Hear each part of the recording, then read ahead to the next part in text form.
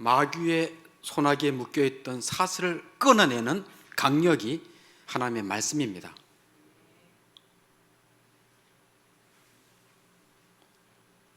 죄 가운데 죽을 수밖에 없는 영혼들에게 주시는 살리는 말씀이기 때문에 여간 기쁜 소식이 아니에요. 오늘 이 말씀을 통해서 여러분의 심령의 앞길에 하나님의 은혜가 더욱 넘칠 수 있기를 주의 이름으로 축원합니다. 오늘 예수님께서는 예루살렘에 입성하시면서 두 가지 저주에 가까운 책망을 하세요. 예수님이 보통 그렇게 잘 하시지 않는데 두 가지 저주에 가까운 책망을 하세요. 한 가지는 무화과 나무를 저주하신 것이고, 또 한 가지는 성전에서 매매하는 자들, 상을 둘러엎으시고 그 염소, 비둘기 이런 것을 막 내쫓으시면서 책망하시고 저주하신 사건이에요. 두 가지. 예수님은 베다니에서 하룻밤을 이렇게 머무시고 아침 식사를 하지 못하고 나오셨어요. 그러니까 시장 가던 차에 그 앞에 이제 무화과 나무가 멀리서 보니까 무성한 무화과 나무가 있었어요. 그래서 시장 가던 차에 가서 찾았습니다. 무화과 나무를 찾았는데 무화과 나무가 겉으로 볼 때는 무성한데 열매는 없었어요. 열매가. 무화과 나무가 뭔지 아시죠? 우리나라에도 무화과가 좀 남쪽엔 자랍니다. 저 무화과 열매가 이렇게 벌어지면 안에가 발그스름하면서 꼬독꼬독꼬독 씹히면서 아주 영양이 좋고 몸에 좋은 그런 열매죠. 없었습니다. 무화과를 딸 때가 가까웠기 때문에 무화과를 바랐던 예수님이세요. 그런데 예수님께서 잎사귀가 무성함에도 불구하고 열매가 하나도 없었던 것을 보면서 예수님은 뭐라고 말씀하시는가? 14절에 이런 엄청난 말씀을 하세요. 14절에 뭐라고 말씀하시죠? 예수께서 나무에게 말씀하여 이르시되 이제부터 영원토록 사람이 내게서 열매를 따먹지 못하리라.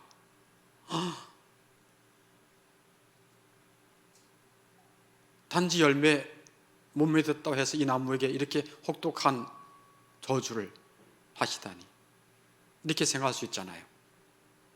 근데 이것은 나무에게 하신 거라기보다도 이것은 무화과 나무처럼 잎사귀는 무성하되 열매를 맺지 못하는 유대교회에 대한 책망과 저주를 하신 거예요. 유대교를 통해서는 열매가 없을 거다 라고 상징적으로 무화과 나무를 저주하신 거예요. 유대교.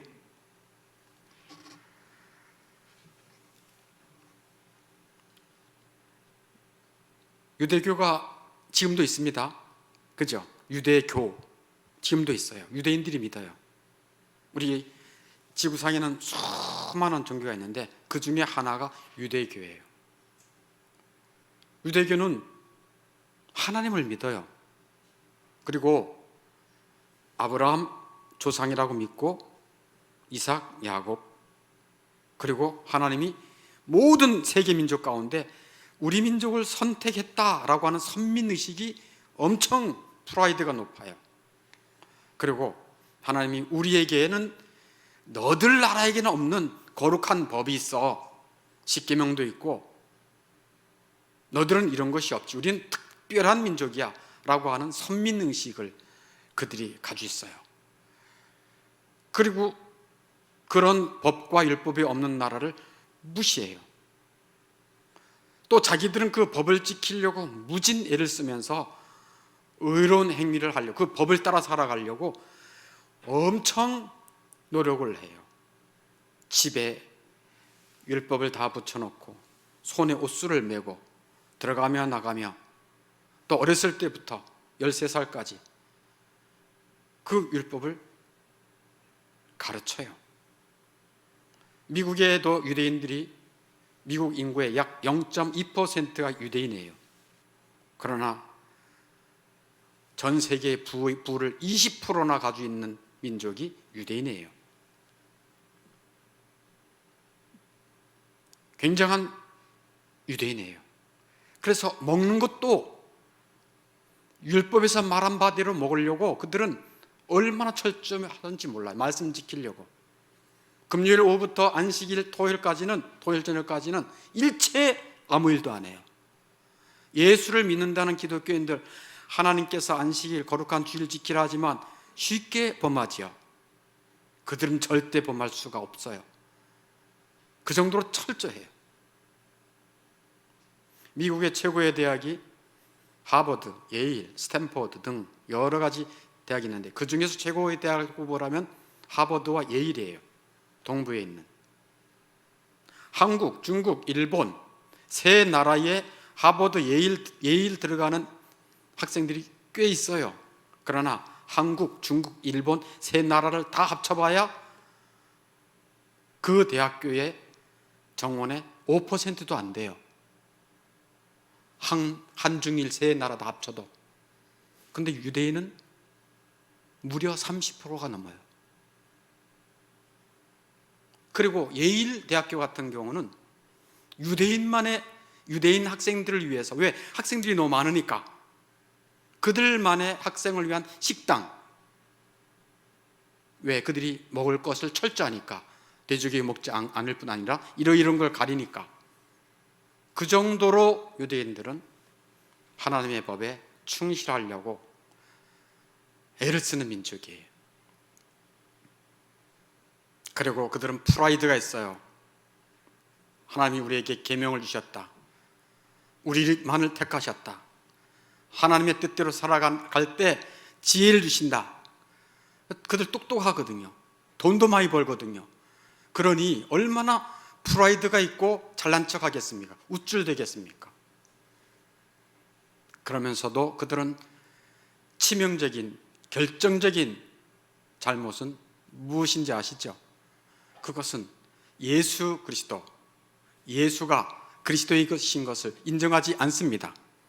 예수가 메시아인 것을 인정하지 않아요. 단지 예수는 자기 민족에 태어난 한 사람일 뿐이지 하나님이 어떻게 인간이 하나님이 될 수 있어? 하고 그들은 부정합니다. 예수를 믿지 않아요. 예수를 그리스도로 믿지 않아요. 예수를 온 세계 왕으로 믿지 않아요. 지금도 메시아를 기다리고 있는 종교가 유대 종교예요. 예수님이 뭐라고 말씀합니까? 무화과 나무를 저주하면서 유대 종교에서는 어떤 열매도 없을 거다 말하는 거예요. 왜? 유대교회는 그리스도를 믿지 않잖아요. 예수님을 왕으로, 예수님을 하나님으로 인정하고 믿고 따르고 순종하고 그러지 않아요. 도리어 예수님을 잡아 죽인 민족이 돼버렸어요. 도리어.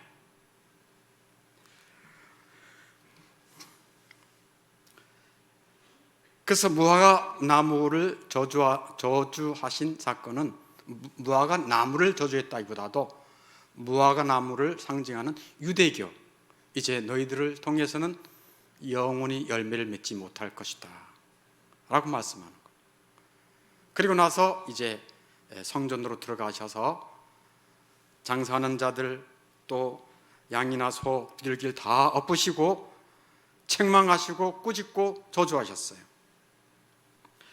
성전에서는 이때까지만 해도 예수님이 아직 그 십자가에서 영원한 제사를 통해서 속죄 제사를 드리지 않았기 때문에 이때까지만 해도 성전에서는 뭐를 했습니까? 네, 양을 잡아 죽이면서, 양 잡아서 죽여서 뭐 하는 거죠?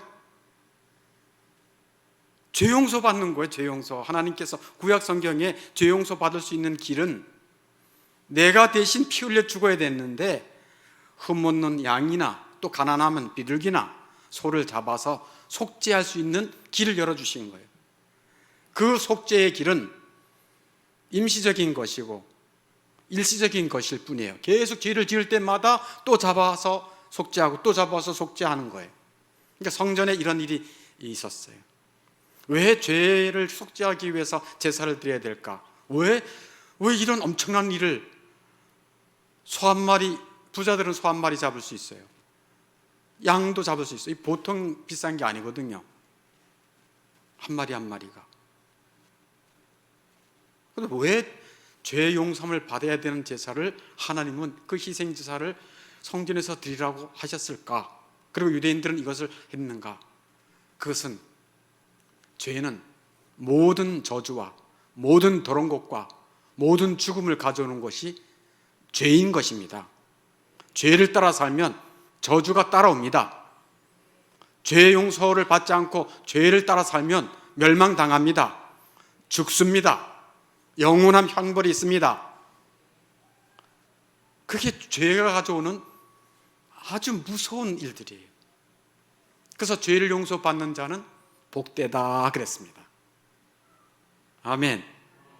그 죄가 가림을 받고 그 허물이 가림을 받고 그 허물이 가림을 받고 죄가 사함받는 자는 복이 있도다 하고 다윗은 말했어요. 이렇게 죄 용서를 받기 위해서 성전에 이제 흠없는 양, 비둘기, 소 이런 것을 가지고 와야 되는데, 거기는 예루살렘은 큰 도시고 이스라엘 전체 북에서 남까지 거리가 꽤 되거든요. 거기서 제물을 가져올 때 그 제물을 가져오다가 이렇게 끌고 오다가 다칠 수도 있고 병들 수도 있고 또 빼앗길 수도 있고 도둑놈들도 있으니까, 그러니까 온전한 제물을 못 드릴 수 있어요. 거기까지 오면서. 그래서 성전 근처에 아주 흠없고 온전한 제물을 준비해 놨다가 와서 돈만 주고 그 사가지고 이렇게 제사를 드릴 수 있도록 하는 것이 있었어요. 근데 이게 장사가 돼버린 거예요. 장사. 이익을 많이 남기는 거예요. 누가 이익을 받겠어요? 그 제사장들이 책임자니까 이거 좀 하고 당신 몇 프로 나 몇 프로 먹읍시다 했는데 이게 장사가 된 거예요. 또 돈도 바꾸기도 하고. 그래서 죄 용서를 위한 제사를 위한 성전에 장사꾼들이 가득하게 된 거예요. 자기 이익을 위해서. 자기 이익을, 사람의 죄의 기본은 자기 이익을 쫓아 사는 거 아니겠어요? 그러다 보니까 이 성전이 도둑의 굴혈이 되었다라고 말씀한 거예요. 그래서 저주에 가까운 책망을 하시지요. 17절이죠. 그것이 17절 같이 한번 읽어보겠습니다. 이에 가르쳐 이르시되 기록된 바 내 집은 만민이 기도하는 집이라 칭함을 받으리라고 하지 아니하였느냐? 너희는 강도의 소굴을 만들었도다 하시매. 예수님은 기록된 바 어디에 기록됐다는 얘기예요? 구약 성경 이사야 56장 7절에 기록되어 있지 않았느냐? 내 집은 만민이 기도하는 집이라 칭함을 받으리라고 하지 않았느냐? 그런데 어떻게 너희는 강도의 소굴을 만들었느냐? 하면서 책망하시는 거예요. 그리고 다 엎어버리는 거예요. 다 내쫓아 버렸어요. 내 하나님의 집을 이렇게 만들어 버리다니.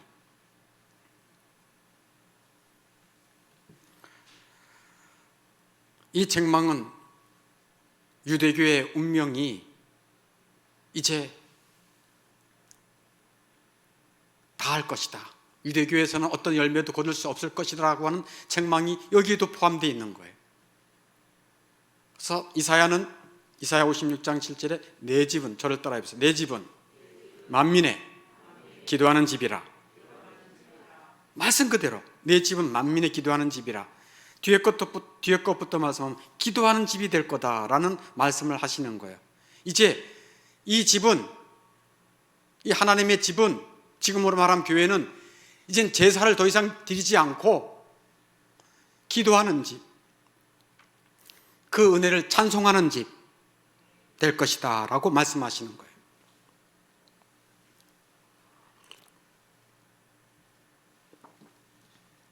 이제 성전에서는 죄를 속죄하는 제사가 없어지고 그 후에 교회마다는 주님의 은혜를 감사하는 찬송의 집, 주님 앞에 기도하는 기도의 집이 될 것이다 라고 말씀하시는 거예요. 예수님이 십자가에서 염소와 송아지 피로 하지 아니하시고 자신의 몸을 드려서 희생제물로 드려 영원한 속죄 제사를 드리셨습니다. 한 번에 영원한. 저를 따라서 한 번에 영원한. 네. 구약 제사는 한 번이 아니에요. 수시로 계속 많이 계속해서. 그리고 그것으로 족한 거예요. 그러나 예수님의 십자가의 제사는 한 번이면 끝나요. 그 다음에 그 제사의 효력은 영원합니다. 그것을 예수님이 들으신 거예요. 히브리서 9장 12절에 이렇게 말씀하고 있죠. 자, 같이 한번 읽겠습니다. 시작. 염소와 송아지의 피로 하지 아니하고 오직 자기의 피로 영원한 속죄를 이루사 단번에 성소에 들어가셨느니라. 예수님은 왜 육체를 가져오셨는가? 예수님이 어린 양으로 오신 거예요. 죽으러 오신 거예요. 왜? 속죄하려면 피가 필요하니까. 예수님이 피를 흘려주신 거예요. 그래서 자기의 피로, 누구의 피로? 누구의 피로? 예수의 피로. 어떤 속죄를 이루셨다? 영원한 속죄를 이루셨다. 할렐루야. 하나님이 십자가에서 이루신 제사는 영원한 제사입니다. 그리고 속죄를 이루사 단번에 이게 예수님의 십자가의 제사입니다. 그래서 예수님이 이사야 선지자의 그 말씀을 가지고 내 집은 만민의 기도하는 집이 되리라 하지 않았느냐. 그래서 이제는 제사가 없어지고 내 집은 하나님을 찬미하는 찬송의 제사, 기도의 제사를 드리는 곳이 될 것이다 말씀하시는 거예요. 그게 히브리서에 그대로 또 나왔어요. 13장 15절에. 히브리서 13장 15절에 같이 읽겠습니다. 그러므로 우리는 예수로 말미암아 항상 찬송의 제사를 하나님께 드리자. 아멘. 그래서 교회는 성부 하나님, 어린 양 예수를, 그 은혜를, 그 속죄의 은혜를 항상 찬송하며 예배를 드리는 것입니다. 그게 교회예요. 그게 예수를 믿는 교회예요. 그대로 될 것이라고 말씀하고 계세요. 그리고 내 집은 만민의 기도하는 집이라. 기도에 대해서 했습니다. 앞에 만민이 대해서 말씀드릴게요. 만민이 기도하는 집으로 열려져야 할 것을 말씀하고 있어요. 성전은, 하나님의 집은 그런 목적으로 쓰여질 것이다 라고 성경이 그렇게 말하고 있고, 그리고 그 당시에 지어졌던 성전은, 그 성전 때 옛날에는 어떤 성전이 맨 처음에 하나님이 지으신 성전이 솔로몬을 통해서 성전이 완성됐지요. 솔로몬 성전이 완성되고 난 다음에 그곳에서 이 성전이 이런 목적으로 쓰여져야 된다라고 솔로몬을 통해서 하나님이 이미 다 공포가 됐어요.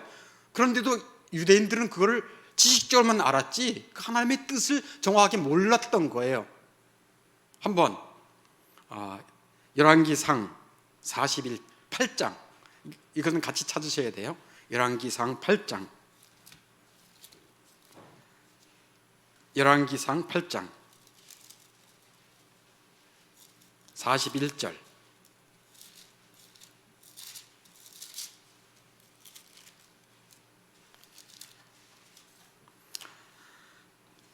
(526쪽에) 있습니다. 구약성경 526쪽. 이게 솔로몬 성전을 완성하고 난 다음에 이렇게 쓰임받을 것이라고 말씀하고 있는 겁니다. 41절에 또 주의 백성 이스라엘에게 속하지 아니한 자 곧 주의 이름을 위하여 먼 지방에서 온 누구라도, 그래요. 성전은 유대인들만을 위한 성전이 아니에요. 이방인이라도, 42절, 그들이 주의 크신 이름과 주의 능한 손과 주의 펴신 팔의 소문을 듣고 와서 이 성전을 향하여 기도하거든. 이방인들도 기도해야 되는 곳이에요. 43절, 주는 계신 곳 하늘에서 들으시고 이방인이 주께 부르시는 대로 이루사 땅의 만민이 주의 이름을 알게 하고 또 주의 거룩한 이스라엘 백성처럼 경외하게 하소서. 아멘. 이곳에 와서 기도할 수 있도록 만들어진 것이 성전이에요. 그리고 이곳에 와서 하나님을 알고 하나님을 경배하고 하나님을 영원히 예배할 수 있는 사람들로 이 성전이 쓰임 받는 목적이 있는 것입니다. 만민이, 이 집은 만민이 유대인만이 아니에요. 그럼에도 불구하고 유대인들은 이방인을 무시하고 개처럼 배척했어요. 개와 같다 그랬어요. 하나님도 모르는 것이, 계명도 모르는 것이, 하나님도 섬기지 않고 개와 같이 토한 것 또 먹고 또 먹고 저렇게 죄를 짓고 다니는 인간들 하면서 무시했다니까요. 그 이방인들을 긍휼히 여기고 하나님의 마음은 우리 유대인을 통해서, 택한 우리를 통해서 저들이 구원받기를 원하시는데, 저들이 이 좋은 하나님을 알기를 원하시는데 라는 그런 마음이 없고 오직 자기만 우쭐댄 거예요. 내가 하나님을 잘 섬기니까 나에게 지혜를 잘 줄 것이고, 우리 아들 딸들이 하버드 갈 것이고 예일을 갈 것이고 자랑하고 허영심에 차서 자기 이익만 추구하는 자들, 남은 정죄 잘하고 비판을 잘하고 자기는 똑똑한 척하고 똑똑하고 돈도 잘 벌고 이 유대인들이거든요. 그러니까 하나님의 이름을 팔아서 성전에서도 하나님의 이름을 팔아서 자기 이익에 급급했던 강도의 소굴을 만들었던 것이 이 유대교라는 거예요. 유대교. 예수님이 그것을 책망하시고 저주하시는 거예요. 종교의 탈을 쓴 자기의 이익을 위하여 종교의 삶을 사는 자들, 그것을 책망하신 거예요. 그러니 무화과 나무 잎사귀가 겉으로는 풍성해 보이고 아주 멋있어 보이는데 열매가 없는 껍데기 종교, 열매가 없는 종교. 그래서 예수님이 영원히 열매를 맺지 못하리라, 유대교를 통해서는 어떤 구원도 없을 것을 예수님이 명하신 거예요. 그러니까 유대교의 운명을 상징하는 것이 무화과 나무 저주의 사건입니다. 그런데 다시 마가복음으로 넘어오면, 마가복음 11장으로 넘어오면 11장 20절 21절에 보면 다음날 아침에 지나갈 때 무화과 나무가 뿌리채 마른 것을 봤어요. 그래서 21절에, 마가복음 11장 21절에 베드로가 생각나서 여짜오되 랍비여 보소서, 저주하신 무화과 나무가 말랐나이다. 하루 만에 무화과 나무가 뿌리채 말랐어요. 그러니까 뿌리채 말라버렸으니까 뭐도 없는 거예요. 잎사귀도 완전히 사그러들은 거죠. 뿌리채 말라버렸으니까 잎사귀도 완전히 다 죽을 돼버린 거예요. 그러니까 사람들을 현혹하게 하는, 그럴싸하게 보이는, 멀리서 보면 그럴싸하게 보이는 유대교, 그조차도 남들을 속이지 못하게 아예 그냥 보잘것없게 뿌리채 만들어 말라버린 것이죠. 유대교에는 그리스도가 없습니다. 유대교는 그리스도가 없어요. 예수 그리스도를 하나님으로 믿지도 않고 구원자로 믿지도 않아요. 그렇지만 유대인이 예수님께 돌아와서 예수를 믿고 순종하고 사랑하며 따를 때 그들은 구원이 있습니다. 왜 유대인들이 지금 저렇게 지금 있는가? 그것은 성경의 기록, 또 하나님의 뜻에는 이방인들의 충만한 숫자가 들어와서 하나님을 믿고 하나님의 백성이 된 후에 이제 그 이스라엘 중에 남은 자들이 예수 그리스도를 알아보고 돌아오게 될 것입니다. 그래서 로마서 11장 25절에 이렇게 말씀하고 있어요.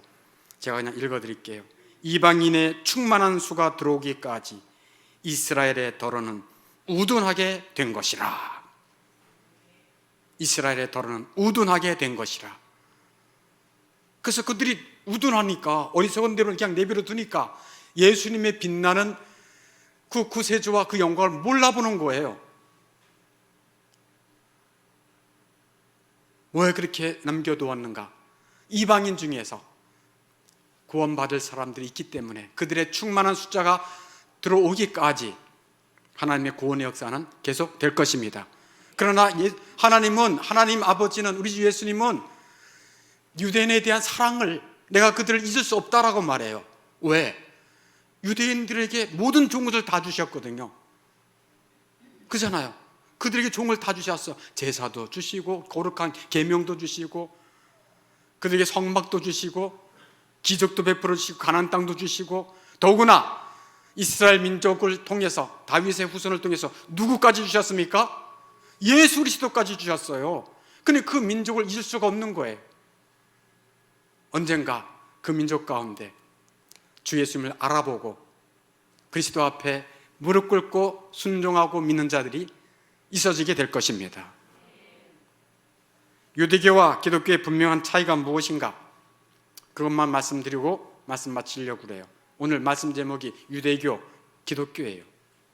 유대교와 기독교의 분명한 차이점이 뭘까? 두 가지가 크게 있습니다. 오늘 두 가지 말씀드리려고 그래요. 첫째는, 유대교는 예수님을 믿는다, 안 믿는다? 안 믿어요. 기독교는 누굴 믿는다? 예수 그리스도가 하나님의 아들이신 것을 믿는 거예요. 구원자이신 것을 믿는 거예요. 예수 그리스도라는 얘기는 예수는 그리스도이십니다, 예수는 메시아이십니다 라는 고백이 예수 그리스도라는 뜻이에요. 그러나 유대교는 예수를 그리스도로 믿는다, 안 믿는다? 안 믿는다. 그것이 차이점이에요. 그게 가장 큰 차이점. 두 번째 차이점은, 유대인들은 자기의 율법의 행위로 자기가 의롭다 함을 받으려는 것이 강합니다. 목사님, 정말 유대인들은 정말 잘난 척하는 것 같으네요. 그렇지 않아요. 인간은 99.99% 자기의 행위로 인정받고 싶어하는 마음이 가득합니다. 자기 행위로, 하나님 앞에서. 그래서 뭔가 이걸 이렇게 내가 하니까, 내가 이렇게 잘 하니까 하나님이 주실 거야 라고 하는 그것이 아주 강력해요. 유대인만 그런 게 아닙니다. 그래서 두 가지 차이점이 있다 그랬죠. 첫째는 예수 그리스도를 믿느냐 안 믿느냐, 그게 첫 번째 차이점이에요. 기독교는 예수 그리스도를 믿고 순종하며 사랑합니다. 예수가 그리스도, 예수가 메시아, 예수가 왕이신 것을 믿어요. 근데 이것은 유대인들은 우둔하게 되었기 때문에 구약 성경에 너무 많이 하나님이 예언해 놓으셨는데도 그것을 몰라봐요. 시편 2편 6절에 보면, 구약의 시편 2편 6절에 보면, 그냥 조용히 들으세요. 내가 나의 왕을 내 거룩한 산 시온에 세웠다 하시리로다. 내가 나의 왕, 여기서 내가는 성부 하나님 아버지가 나의 왕을, 예수를 시온의 교회의 머리로 영광의 나라의 왕으로 세우겠다라고 약속해 주셨어요. 또 시편 110편 1절에 보면, 여호와께서 내 주에게 말씀하시기를 내가 내 원수들로 내 발판이 되게 하기까지 너는 내 오른편에 앉아 있으라 하셨도다. 이 다윗이 성령의 감동을 받아 지은 시편이 시편 110편인데, 거기에 보면 여호와께서 내 주에게, 성부 하나님께서 나의 주에게, 시편 110편은 다윗이 지었어요. 그러면 나의 주에게 말씀하시기를. 그럼 나의 주가 뭐죠? 나의 주, 다윗의 주에게, 다윗의 주인, 다윗의 왕에게 말씀하시기를. 그 다윗의 왕에게 뭐라고 말씀하신 거예요?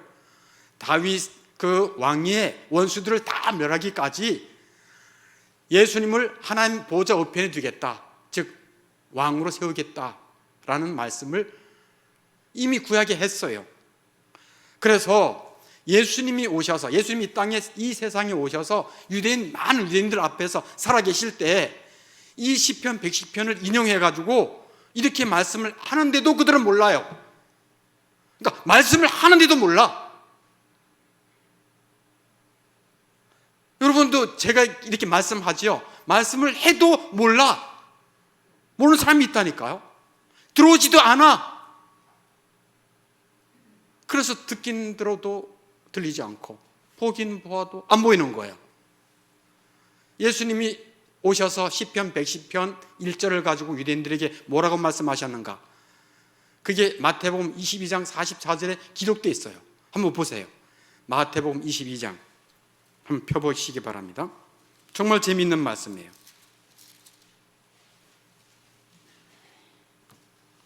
38쪽에 있습니다. 신약성경 38쪽. 신약성경 38쪽에 있습니다. 22장 41절을 보면 바리새인들이 모였을 때 예수께서 그들에게 물으십니다. 바리새인들이 그들에게 물으십니다. 뭐라고 물으시죠? 예수님이 너희는 그리스도에 대해 어떻게 생각하느냐? 누구의 자손이냐? 그랬더니 바리새인이 다윗의 자손인데요. 그랬어요. 그랬더니 43절에 예수님이 말씀하시되 이르시되 그러면 다윗이 성령에 감동되어 어찌 그리스도를 주라 칭하여 말하되 44절 같이 읽습니다. 주께서 내 주에게 이르시되 내가 내 원수를 내 발 아래 둘 때까지 내 우편에 앉아 있으라 하셨도다 하였느냐. 이 시편 110편 1절을 그대로 인용하면서 아니 다윗은 성령이 감동해서 나를 주라, 나를 왕이라고 했는데 어떻게 다윗의 자손이라 말할 수 있느냐? 다윗이 나를, 제가 예수님께 다윗이 나를 왕이라고 그랬는데 어떻게 자기 자손을 왕이시여라고 할 수 있겠냐?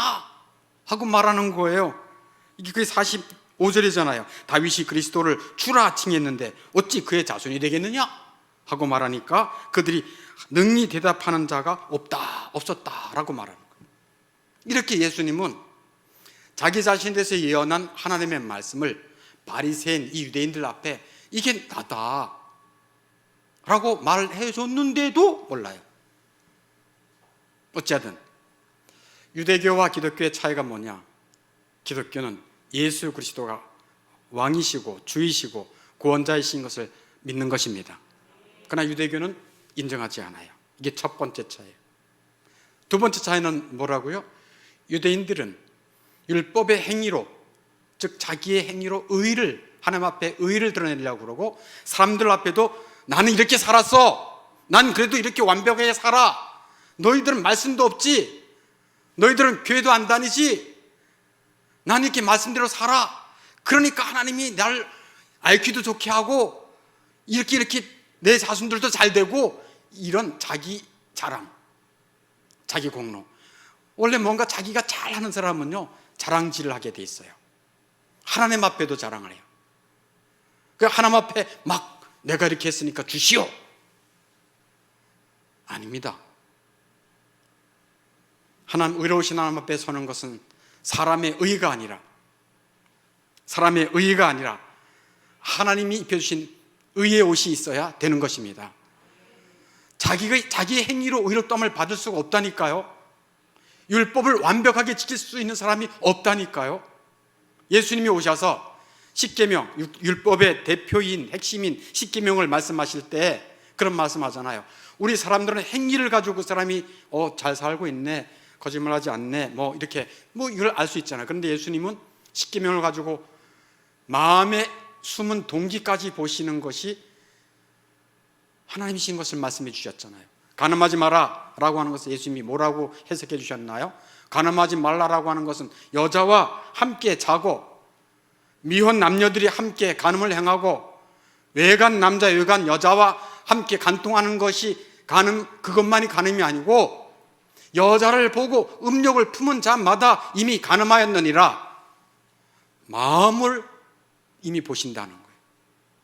그러니 어떻게 완벽하게 자기가 이 율법의 행위로 의롭다함을 받을 수 있겠습니까? 그럴 수 있는 사람은 한 사람도 있다 없다? 없다. 그럼에도 불구하고 유대인들은 자기의 의를 내세우려고 그랬어요. 자기의 의, 하나님의 의 대신 자기의 의. 어떻게 의로우신 하나님 앞에 의롭다함을 얻을 수 있는가? 로마서 3장 28절에서는 이렇게 말씀하고 있어요. 사람이 의롭다 하심을 얻는 것은 율법의 행위에 있지 아니하고 믿음으로 되는 줄 우리가 인정하노라. 아멘. 우리 여러분 읽어보세요. 시작. 사람이 의롭다 하심을 얻는 것은 율법의 행위에 있지 않고 믿음으로 되는 줄 우리가 인정하노라. 아멘. 사도행전 13장 39절에서도 또 말씀하고 있어요. 같이 읽습니다. 모세 율법으로 너희가 의롭다 하심을 얻지 못하던 모든 일에도 이 사람을 힘입어 믿는 자마다 의롭다 하심을 얻는 이것이라. 아멘. 모세 율법으로 의롭다 하심 못해요. 사람의 행위로. 근데 이 사람이 누구요? 예수 그리스도예요. 이 사람을 힘입어 믿음으로 의롭다 하심을 얻는 것이니라. 예수 그리스도께서는 이 땅에 오셔서 희생제사로 죽으셨다니까요. 염소와 송아지 필요하지 않고 자기의 피로 죄를 용서하시고 그 예수를 믿는 자를 의롭다 하십니다. 그래서 은혜라는 거예요. 우리가 한 건 하나도 없는데 예수님이 그 모든 일을 행하셨어. 그러니 자랑이 누구밖에 없는 거예요? 예수님밖에 없는 거예요. 감사가 예수님밖에 없는 거예요. 내가 무엇인데 일평생 죄 지은 것밖에 없는데 그 죄를 다 용서해 주시고 그 다음에 그 추한 우리의 옷을 다 벗기고 뭐를 입혀주시는 거예요? 의의 옷을 입혀주시는 거예요. 왜? 의로운 하나님 앞에 서게 하시려고. 그뿐인가요? 의의 옷만 입혀주시나? 그게 아니지요. 의의 옷만 입혀주는 게 아니라 하나님의 아들이 되게 하십니다. 아들의 명분까지 주시고. 아멘. 그리고 하나님을 그전에는 하나님이 두려워서 하나님 아저씨 이렇게 했어요. 그러나 하나님 예수님을 통해서는 어떻게 돼요? 아빠, 아버지, 하나님 아버지 하고 부르짖으며 하나님 앞에 기도하고 주님 앞에 기도하면서 온갖 좋은 것을 받으며 교제하며 살 수 있게 되는 것입니다. 그리고 영원한 나라에 들어갈 수 있는 상속자도 되게 하시는 거예요. 누가?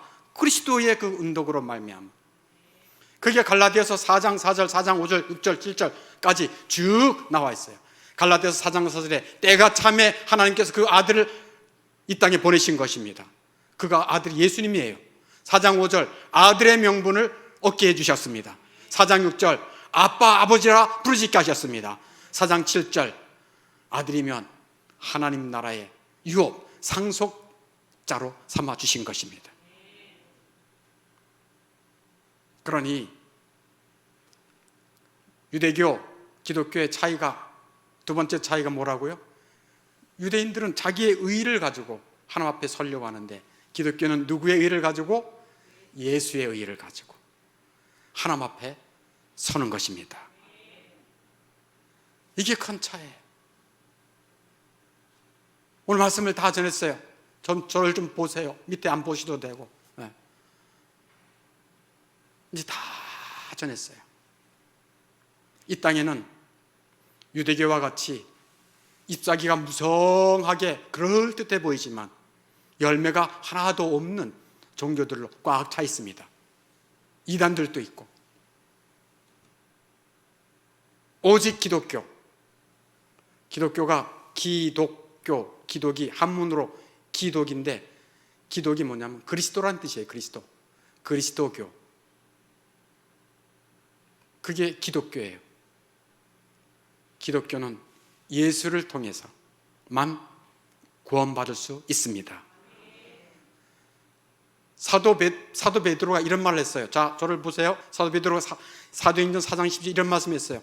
다른 이로서는 구원을 받을 수 없다. 천하 사람 중에 구원받을 다른 이름을 우리에게 주신 적이 없다. 오직 누구만을 통해서 구원받는다? 예수 그리스도. 예수님도 이 땅에 오셔서 요한복음 14장 6절에 뭐란 말씀하셨어요? 내가 길이다, 진리다, 생명이다. 나로 말미암지 않고는 아버지께로 올 자가 없느니라. 아멘. 오직 예수님만 하나님 아버지께로 인도하고 생명을 얻게 하시는, 죄의 모든 저주로부터 구원받고 하나님의 자녀되게 하는 오직 구원은 예수 그리스도인 것입니다. 그게 기독교예요. 여러분 중에 예수님을 나의 구주, 나의 주로 믿는 사람이 있다면 더욱 예수님을 사랑하고 더욱 주님과 깊은 교제할 수 있기를 바랍니다. 주님과 자주 교제할수록 누구 닮아요? 주님을 닮는 거예요. 왜 자주 만나게 하나? 내 친구가 누구냐? 내 친한 친구가 술고래야. 그러면 자주 만나다 보면 뭐 배울까요? 술 배우죠. 내 친한 친구가 뭐에 능통해? 그러면 거기에 영향을 받게 돼 있습니다. 우리 주 예수님과 늘 손 붙잡고 다니고 늘 그분 말씀 가까이 하고 늘 그분과 교제하면 늘 그분과 손 붙잡고 다닐 때 그리스도를 닮게 돼 있습니다. 그리스도를 사랑하게 돼 있습니다. 그래서 여러분 중에 예수님을 나의 주, 나의 왕으로 모시고 믿고 사랑하는 자가 있다면 더욱더 사랑하고 더욱더 가까이 할 수 있기를 바랍니다. 아직 예수님이 구세주, 그리스도, 하나님, 나와 관계가 없는데 난 그냥 내 힘으로 살 수 있어 라는 사람이 있다면 그리스도에게 하나님께서 은혜 주실 때 나올 수 있기를 바랍니다. 최고의 은혜요, 영원한 복이 될 줄로 믿습니다. 함께 기도